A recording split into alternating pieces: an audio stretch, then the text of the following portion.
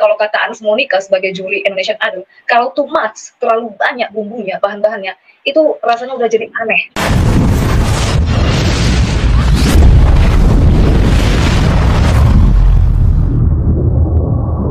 Kita, Pak, sebenarnya orang Kristen ini dipersatukan oleh Yesus, tapi dicerai-beraikan oleh Allah Tritunggal. Itu karena dari dulu Allah Tritunggal ini membuat cerai-berai kekristenan ini. Yesus mempersatukan, tapi Allah Tritunggal mencerai-beraikan. Itu kata orang bijak. Pak Joshua, kalau lihat tamu-tamu Pak Joshua ini semua doktoral S3, Pak. Lu dahsyat nih, luar biasa. Tentu seru bahas ini, Pak. Oh iya. Biasa, Pak, yang kita hadapi juga ini dokter-dokter di luar sana ini banyak yang lagi ngintip-ngintip ini, banyak, Pak, ini. Begitu. Bu Kesia, ini teman Facebook saya nih, Pak Joshua. Oh begitu. Dengan Pak siapa ya? Ayo siapa ini? Ayo siapa ya? Malam-malam makan. Ya, kalau di Pak Joshua kami menghadapi orang menyerang kekristenan, terutama saudara sebelah. Halo.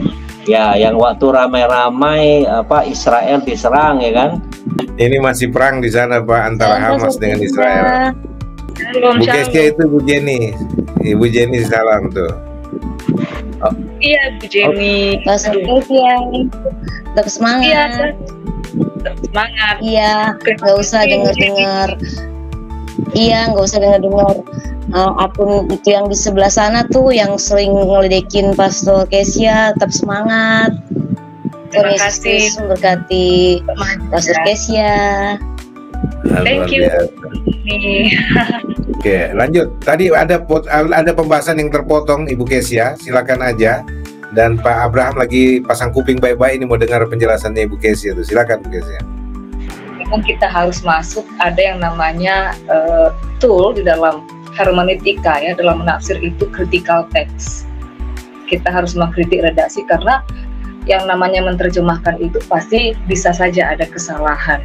Itu kenapa kok bisa, ya? Ada banyak faktor. Salah satunya ya faktornya ya, bahasa Indonesia ini lebih sedikit minim kosakata dibandingkan dengan bahasa-bahasa yang lain.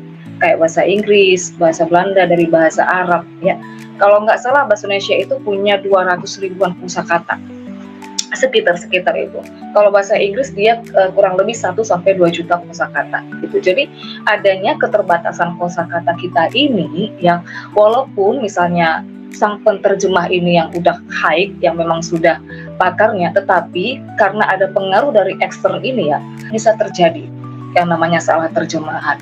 Belum lagi masuk ke dalam ya faktor-faktor lain, misalnya kayak kompleksitas tata bahasa Indonesia ini, adanya keterbatasan ekspresi atau emosi di dalam dalam berbahasa dan lain-lain segala macam lah, Pastor. Lalu tugas kita sebagai anak-anak Tuhan, sebagai teolog, memang kita harus masuk ke situ ya. Salah satunya kembali kepada original teksnya untuk menemukan pengertian yang asli.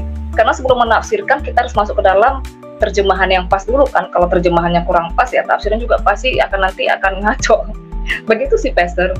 Jadi tanggapan Bu Kesia sendiri terhadap hasil riset dari Dr. Yonatan Purnomo ini kira-kira akan berdampak apa dalam prediksi Anda juga sebagai peneliti?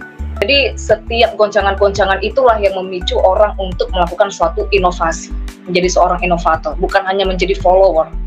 Ini bisa menjadi salah satu gerakan di akhir zaman untuk kita para teolog, hamba-hamba Tuhan, para apologet ya, untuk berkumpul membahas ini, melakukan perubahan tadi. Begitu aja sih, Bishop. Ya.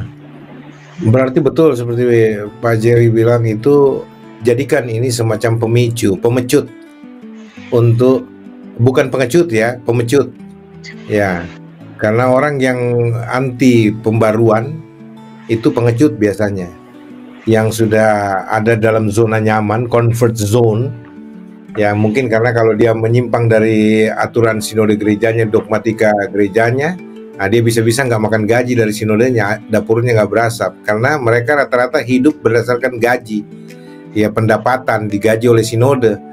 Tapi kalau orang-orang kayak kita kan militan karena iman aja, kita tidak digaji oleh gereja dan kita hanya menaruh harap dan mengandalkan Tuhan. Orang benar hidup oleh iman, ya bukan hidup oleh jafung gitu loh. Tapi saya tidak menghina maksudnya, saya tidak melecehkan ya. Karena banyak sekali kita punya dokter-dokter teologi, saya nggak mengeneralisasi ya. Ini menyandarkan hidup, bergantung hidup pada jafung, jabatan fungsional. Jadi sumbangan pemerintah terhadap jabatan fungsional dosen itu. Ya enggak apa-apa sih. Tapi jangan kemudian gara-gara itu kemudian kita tidak masuk dalam dimensi spiritual yang lebih jauh.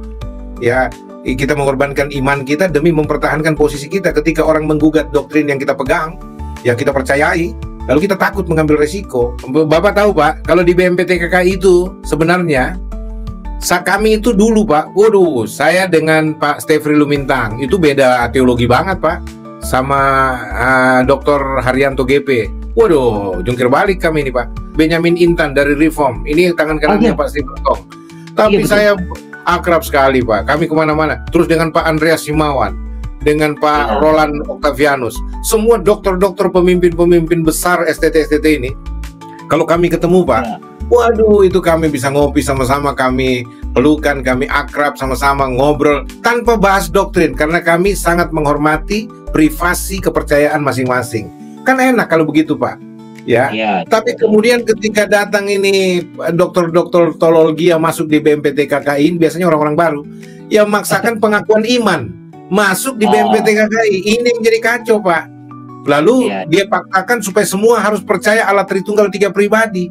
Nah, ketika Pak Yonatan muncul dengan tesisnya, dengan kajiannya, bahwa justru Allah Tritunggal 3 pribadi produk Tertullianus ini sudah dianatema, konsepnya diambil, tetapi dia sudah diekskomunikasikan Pak, dibatalkan jabatan Bapak gerejanya, dan dilucuti jabatan santonya. Yuk kita mari kepada ajaran Rasul yang murni saja. Jadi tidak perlu menambahi apa yang tidak ada, dan Rasul-Rasul sendiri itu tidak pernah membentuk suatu konsili untuk merumuskan konsep ketuhanan.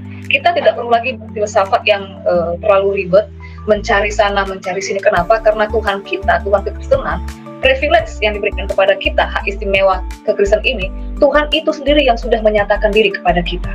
Jadi apa yang dinyatakan Tuhan itu saja yang kita record ulang, itu saja yang kita angkat. Nggak perlu lagi kita tambahi bumbu-bumbu. Kalau kata Anis Monica sebagai juri Indonesian Idol, kalau too much, terlalu banyak bumbunya, bahan-bahannya, itu rasanya udah jadi aneh. Ya, ini keren Pak Ajar, teman-teman ya. Ibu Kesia bilang, Rasul-Rasul itu semasa hidupnya tidak pernah membuat konsili membahas tentang ketuhanan, kealahan, apalagi bahas tentang gurunya, Yesus. Itu final. Yang kalau terjadi konsili di Kisah Para Rasul 15 itu, sidang Rasul-Rasul di Yerusalem, itu bukan membahas ketuhanan, bukan membahas kealahan, itu membahas soal haram tidaknya ini, soal sunat, soal macam-macam, tapi bukan membahas soal ketuhanan dan kealahan yang sudah clear bagi mereka.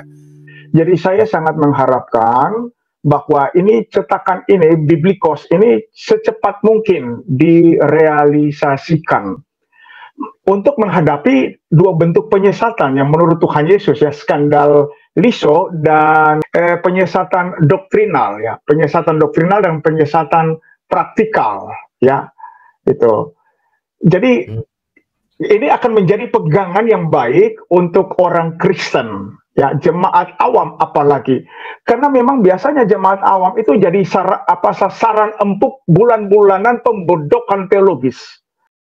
Cepat Biblikos itu menerbitkan versi terjemahan yang termutakhir, yang berdasarkan kanon, ya, dan kita siap untuk menyanyikan di YouTube, di TikTok. Ini semua ini anggota-anggota ini Pak, yang ada dalam kelompok ini apa konsili TikTokanus ini, ya. Jadi, frontliner kita. Frontliner ini. Ya. Anda dengar ini, wah siap ini untuk menyanyikan versi baru Biblikos untuk memberikan kekayaan kasana berteologi di Indonesia. Ini Agustus keluarnya Pak Jer. Agustus selesai maksudnya terjemahan menurut beliau. Beliau dengar rupanya ini sepanjang ini. Jadi Agustus selesai. September kita mixing, ini tantangan bagi para pendekar teologi di Indonesia. Dengan hati besar, kita harus siap menyambut era baru.